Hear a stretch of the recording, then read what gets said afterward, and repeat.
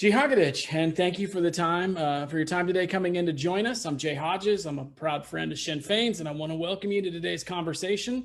2021 is a special year. It marks the 40th anniversary of the 1981 hunger strikes, where 10 very brave men, including Bobby Sands, gave their life to a cause. In the coming weeks, we're going to be speaking to different people, offering different viewpoints and different understandings and different stories surrounding the 81 hunger strikes. We're going to start today with an incredible opportunity and an incredible special guest, and I'm really excited to be able to jump right in. We're going to start today's conversation off with Mr. Bik McFarlane. Bik, how are you doing? Jay, great to talk to you. Absolutely brilliant, and I'm really delighted that I've been asked to participate in this anniversary project that you're doing. And all's good here, keeping well, just trying to stay ahead of the posse, as the saying goes, with this COVID. Everybody waiting for an ease off of restrictions, which should come probably towards the summer period or after Easter anyway. Well, thank you. I can't thank you enough for taking the time to come on and have a conversation and to talk. You have this incredible life story that would be a fantastic Martin Scorsese movie if anybody is watching. But I really hope that we can talk about all the things that you have done in your life at a later date. I want to really concentrate on the 81 hunger strikes for this conversation. Before we do that, though, I think people need to know a little bit about you as a person, kind of where you are, where you grew up. Were you raised in an Irish Republican household? What caused you to get involved? Like, kind of set the story and tell us about yourself. My family background would not be Republican; they would be nationalist, and my parents would have been more into the sport, the music, the culture, as opposed to the politics. They were not specifically politically involved. Although I grew up with some friends, we were GAA kids from an early age. And some of the ones that I grew up with were very staunchly Republican, great Republican history in their families going back to, 1916, etc. So those would have been Republican influences for me, some of the friends that I had.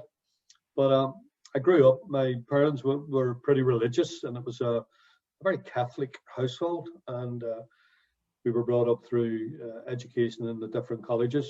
I ended up, when I was about 16, going off to a seminary in North Wales to study for the priesthood with the Divine Word missionaries. And it was during this period that I was away that civil rights campaigns had started here in the North, taking a lesson from Martin Luther King and the civil rights campaigns in America. So in terms of my influences, the influences that came on me in terms of republicanism, they didn't really come into vogue or come into play, I suppose, until the pogroms of 1969, when the civil rights marchers were battened off the streets, attacked by state forces of RUC, Beast Specials and loyalist hordes. Totally and absolutely, and everybody's very familiar with the siege at Derry and the Bogside, and all the violence and brutality that occurred there by state forces, and how the people resisted. And in Belfast, similarly, people resisted against the attacks.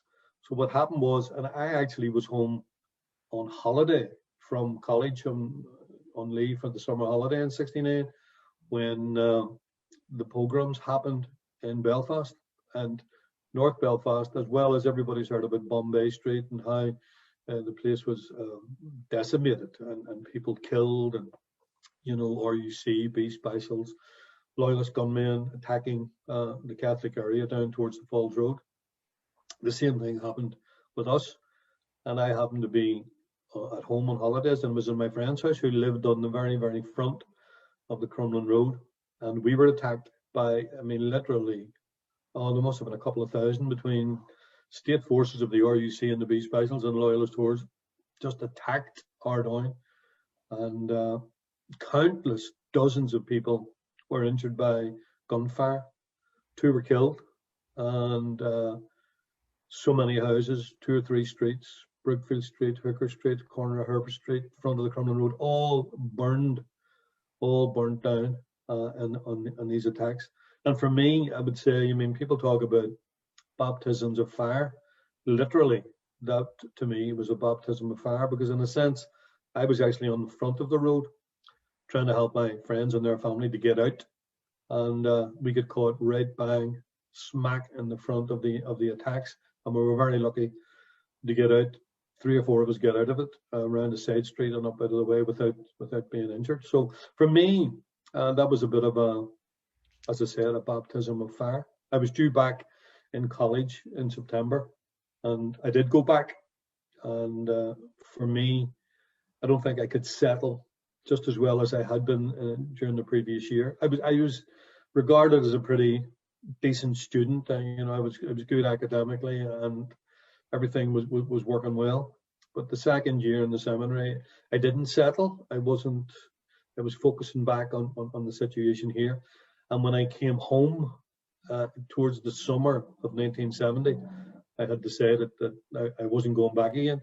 I would say that's maybe a variety of reasons, but I think that, the traumatic effects or events of 1969 in our area would probably a major impact in me making the decision to come home. Now, that story is just throwing me for a loop. I had not heard that one before. You are arrested in '76, and I'm going to get some of this incorrect, and I apologize. And I'd ask you to clean it up for me. You're arrested in '76. The political status is revoked in '78. And at that time, you joined the No Wash protests in the H blocks. Is that about right? Yeah, just 1 or 2 years off the mark there, Jay. Okay. I was arrested in '75. Political status was revoked, was taken away from political prisoners. It had been granted after a hunger strike in 1972 and negotiations with senior Republicans with the British government in London. They had introduced political status. They termed it as special category status, but the subtext in the legislation refers to it or defines it as, people convicted of offences related to a political nature. So, for want of a better term, it was political status. Sure. The British took it away again in March 1976 because political status with the internees, people who were arrested without charge, without court, and interned without trial, were held there between 1971 and Christmas 1975, with no recourse to any appeal or judicial process. You wouldn't have anything like that in America. And what happened also was they introduced in 1973/74 period a diplock court system under Lord Diplock, where they did away with juries. So there was no juries, and again, you wouldn't have anything like that in the States. The 12 jurors. So they did away with that in order to get more convictions, and following on that, in order to undermine the Republican struggle for freedom in Ireland and the whole campaign in the North, they took away political status because they felt that if they criminalized the struggle would have less support. And they felt that the easiest and the best way they could do that were to criminalize IRA prisoners by removing political status. So they introduced this whole criminalization process, which started, I suppose, on March the 1st. Anyone arrested on March the 1st or after March the 1st was no longer afforded political status. They were put into these new-made H blocks, single-story blocks, to isolate prisoners. They had special interrogation and torture centres. They had special diplock court, single-judge court system that would guarantee the British state, more convictions and less chance of claims of brutality standing up in court, because the judge would favour, special branch interrogators or police interrogators before they would favour someone who was injured in the court. So what happened then was numbers increased, but in terms of this conveyor belt system, the final part of it was the H blocks, in order to isolate and for you then to take on the tag of criminality and to depoliticize the struggle. And they felt that was probably the best way to do it.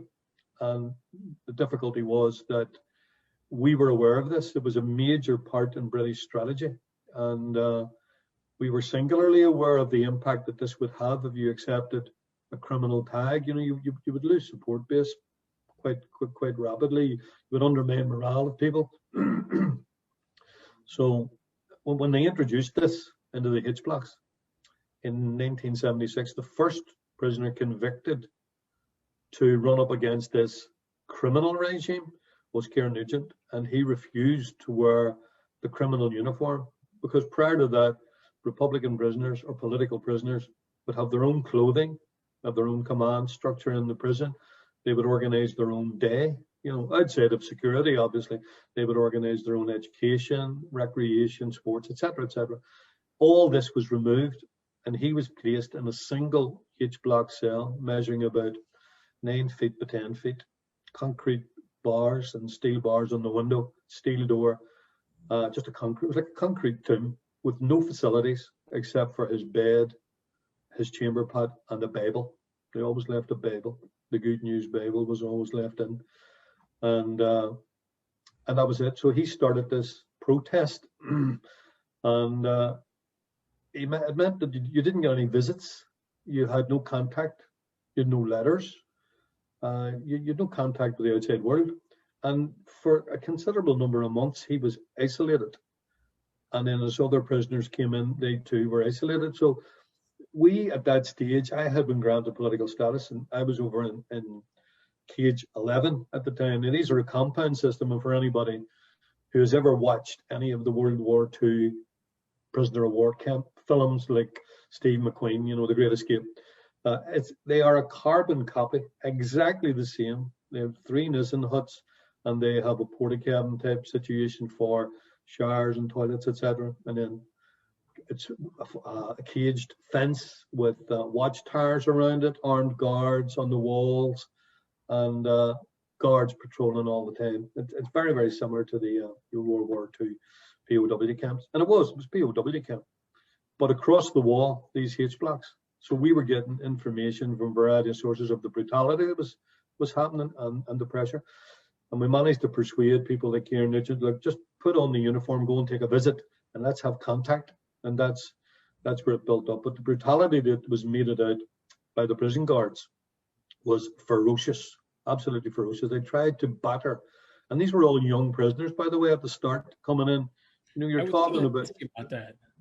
Yeah. Go ahead. I was gonna, in my head, like, you're all in your 20s. Like, nobody is a. I don't want to make it sound inappropriate, but nobody is an adult in the sense of nobody is old. Like, these are all young men. Like, these are all very young men. Talk to us about what was going on and the climate of the prison, and just kind of what prison life was like for these men. Yeah.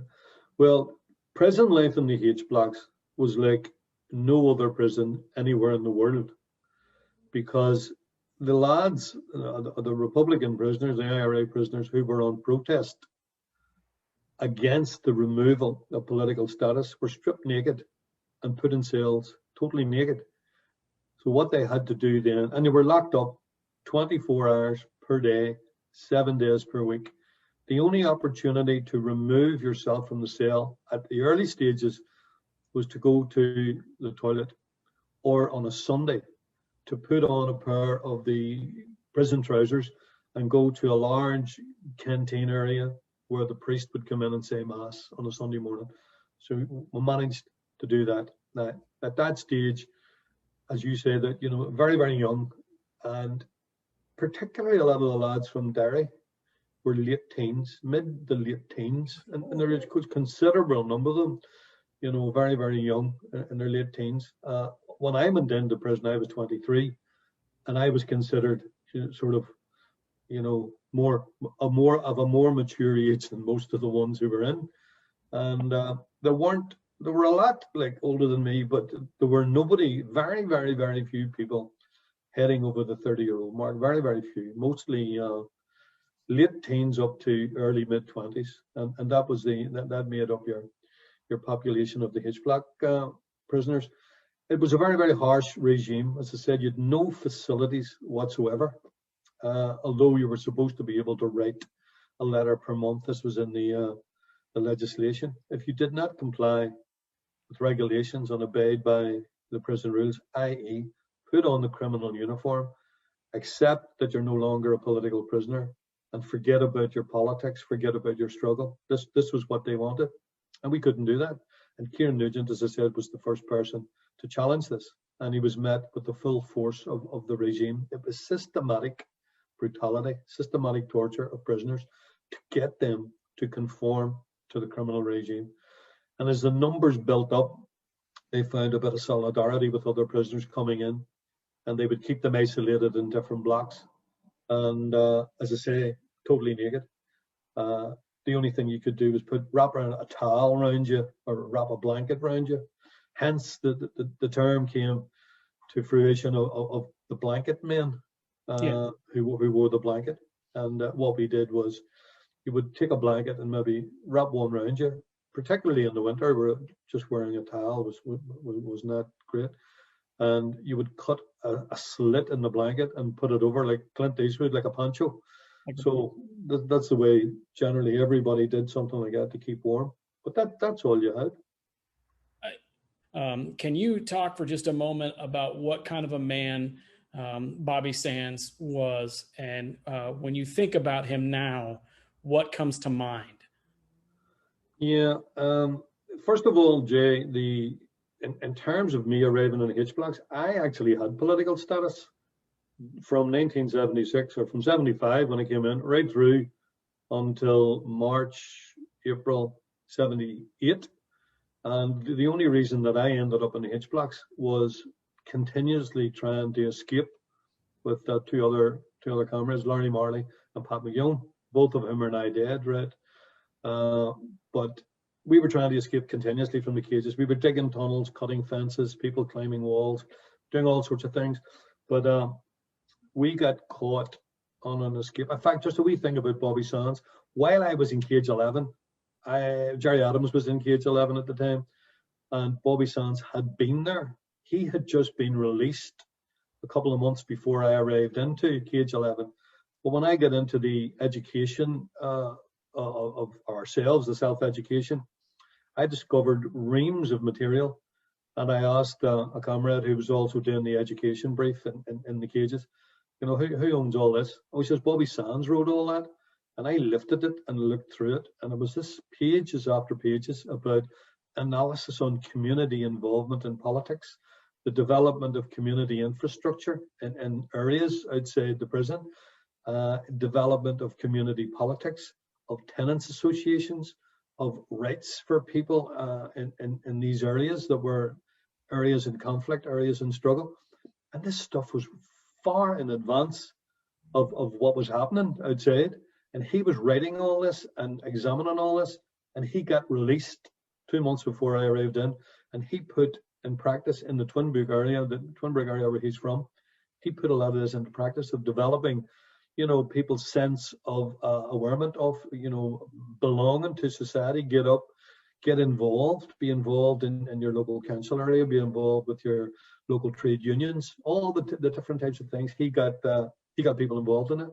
But and what I'm sorry about is that none of those documents survived. None of those survived. They all disappeared, you know. And that was, he was writing these in 1974, 75, you know, ages before a lot of this stuff was put into practice. Anyway, that's just a wee aside from the cages point of view of him. So I actually missed him in the cages. But because we were consistently trying to escape, we tried to escape on 31st of March, 1978. Dressed as prison guards, and we managed to get ourselves right down to the exit area, which is called it's the main security area called the Tally Lodge, where you have to check in your tally, check in your ID before you go out. And to fast forward, we got caught there, transferred to an isolation block, which is called the boards, because you slept on a board, not in a bed. And we were there for about 10, 11 days. And instead of bringing us back, which is normally what they do, they prefer charges against you so that you appear in court. They bring you back to where you escaped from, and then 8 or 9 months later, they bring you out to court. They didn't do that. They came in and read out a piece of paper, saying a document from the British Northern Ireland office, and said that because we had been trying to escape from lawful custody, we were now being transferred to the H blocks. So we were transferred immediately to H block 3, and that's how I ended up in the H blocks. And it was a bit of a jolt, let me tell you, because although we were thinking about it, looking at it, we were writing stuff about it. Jerry Adams was writing all sorts of articles and things, and I'd have been typing these articles up for him. We were studying the criminalisation policy. So we were aware of the British policy of criminalisation upside down. We knew everything aspect of it, but it's only when you get parachuted into the middle of it and you're standing in the middle of a H block with 20 prison guards and you're standing naked and you know that you're vulnerable, and you are then told, that's your cell down Seaway, let's go, away you go. So that was it, and that was my introduction to H blocks, right in the middle of a protest period. Bobby Sands at that stage was actually in H block 5, and we were put into H block 3. Now, the protest had escalated to a no wash protest, and that happened because at the time when some of the lads were going out to use the toilets or get a wash or get a shower, on many occasions prison guards were beating them up, attacking them, brutalizing them, humiliating them, until it got to the stage where the lads had decided, this is just prior to me coming down, that they would wash in the cells. So the guards would put a basin of water in, but then slowly but surely, when they came into the cell, they would kick the basin of water over, kick the chamber pot over, and it became just an absolute mess. Your mattress, which was on the floor, a sponge mattress, was getting soaked, and so they introduced the no wash protest just prior to around about Easter time, 1978, and I landed right into the middle of this, which was a bit of a shock, and it actually took, I don't mind admitting, it took me quite a number of weeks, a couple of weeks at least, to acclimatise myself to this here, to get used to it.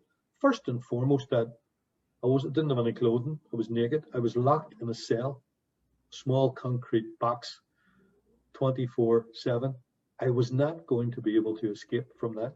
I was not going to get involved in my music or my education or my sports, etc. Everything. I was not going to be able to have visits. All this was prohibited.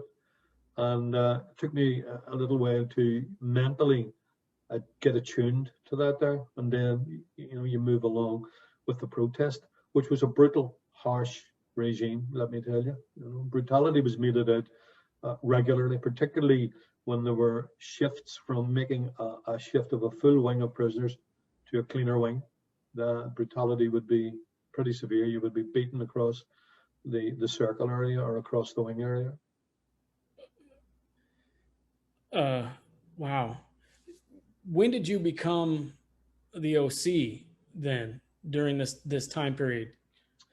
Yeah, and we need to sort of move forward a wee bit, because the deterioration of the conditions was absolutely horrendous.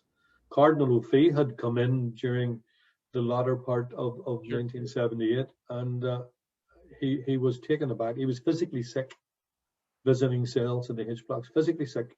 And when he went out, he made this telling statement, comparing it to some slum dwellings in Calcutta that he had seen when he was out on the missions, missionary work, and said he'd never witnessed anything like it, and made a very, very critical statement of the British in terms of, sort the thing out, introduce measures. He was very, very helpful to the prisoners, very supportive of the prisoners, I have to say that there. And while a lot of others weren't, he was singularly very, very good in terms of trying to alleviate the hardships of the situation. When that moved on, the situation had deteriorated severely. Prisoners were beaten regularly. A number of prisoners were taken in for into the psychiatric unit up in the H blocks. There was a wing, a hospital wing, and were put into a hospital. They were under psychiatric treatment, and but it was severe, and we needed to move out of the situation. A number of us from different blocks in January 1979 were transferred to one wing in H block 6. There were 33 prisoners put into H block And that's the first time that I physically came in contact with Bobby Sands. Oh, okay. That was my first physical meeting of him. I had known about him, and I'd read about him, and read his stuff in the cages. I'd heard about him. He was on what we had as, and it's a military sort of regime that we run, and he was on our camp staff in the H blocks, and he was one of the senior people. So when we met in H block 6, we talked and we met, and then we got involved in discussions about how we would move forward. And then it's from that period that I became more closely involved with him and others in H block 6 to try and get things moved forward. Different suggestions, different ideas. How do you increase a protest that is a no wash protest, that is brutal, that is a harsh regime? How do you do anything like that? And he struck me. He had a very poetic mind. He was very analytical. He had politics analysed to a fault. He knew what PR was, and he was encouraging people to write out to personalities, celebrities, politicians, academics, trying to highlight the plight of the protesting prisoners in the H blocks. And we had discussed in 1979 the potential for hunger strike, because that seemed to be the only way that we were going to get out of the situation and try and bring this nightmare to an end. So when we talked about it and we broached the idea, there was Father Alec Reid, whom you may be aware of, who was one of the chaplains that came in and out, a great man, absolute great man altogether. And he would liaise with the Catholic hierarchy in terms of what was happening. And we had discussed with our leadership outside the potential for hunger strike. They were dead set against it. But when we discussed it, we were talking in the middle of 1979, and we were talking of a target date, of August, September. And then Cardinal O'Fee sent word and said, look, there's a papal visit coming to Ireland for the first time in October of 1979, and for a hunger strike to be ongoing, with people possibly reaching a crisis point while the papal visit was taking place, would be an absolute disaster for the church in Ireland, be a disaster for the papal visit. It would detract from the goodness of what they expected coming out of a papal visit. So he had asked us to defer any decisions relating to hunger strike until after the papal visit. And in the meantime, that himself and Bishop Edward Daly from Derry would use their good offices to lobby Maggie Thatcher's government in terms of introducing, a dialogue, or at least measures that would alleviate the situation in the H block, an attempt to get out of the dire situation.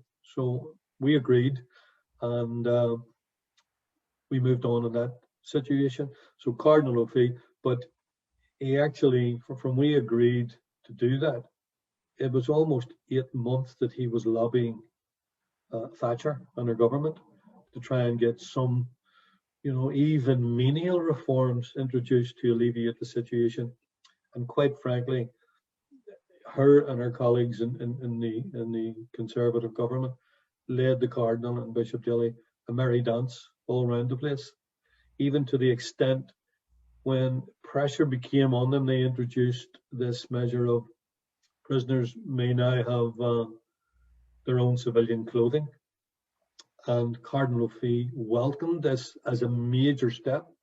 We also would have welcomed this as a major step if they were giving us our own clothing, which was part and parcel of the 5 demands that we had put out for ourselves and our women colleagues in our women prisoners in Armagh Women's Prison. We had put out the H Block Armagh Committee and put out a series of documents, but one of the key things was the 5 demands. Number 1 on it was prisoners should be allowed to wear their own clothes.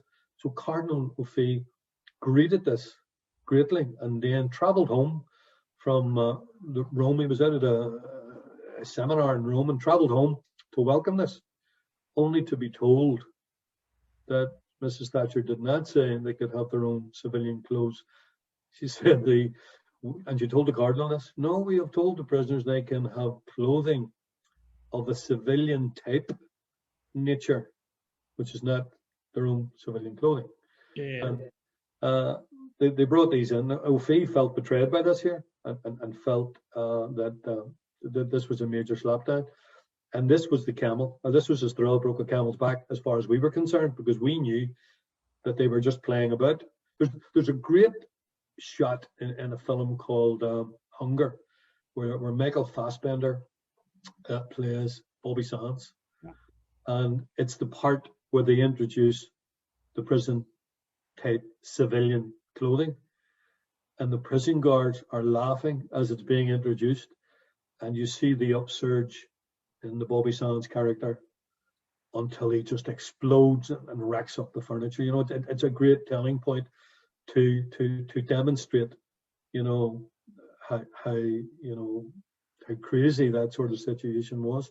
But that's the one that broke the situation, and then we went into hunger strike mode.